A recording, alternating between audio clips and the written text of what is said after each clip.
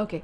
Are there any limitations or risks when you talk about dental implants? There are risks for any kind of medical or dental procedure. Right. In implants, I would say the biggest risks is the anatomy. We need to be very sure of the anatomy we are working in, Okay. the kind of bone we're working in.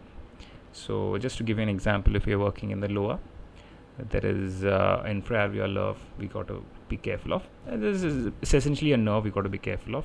The dental implants, right? What are the risks attached to dental implants? Can there be like infections or any sort of pain or any of that? So post-operative, okay, let's start with the simple things. The post-operative pain is a thing. It might or might not happen depending on how traumatic the surgery is. Okay. Next, infection can definitely happen.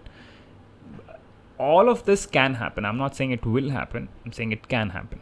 Are there any precautions that you take for it? You have to keep the area clean, and while we do the surgery, the doctor has to keep a lot of things in his head, like the way he places the implant, his sterilization protocols, the way he doesn't overheat the bone, places it properly. So there's a lot of things the dentist can take care.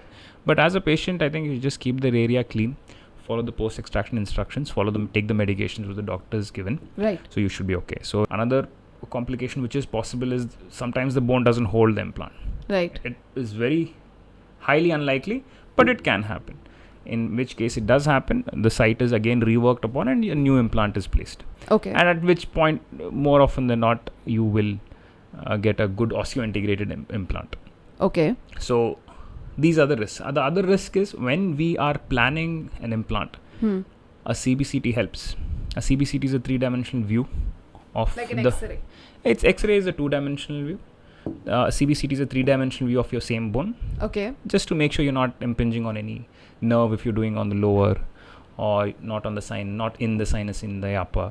So there are a few things you have to take care. So CBCT definitely helps. So get a CBCT before you plan for an implant. That helps a lot.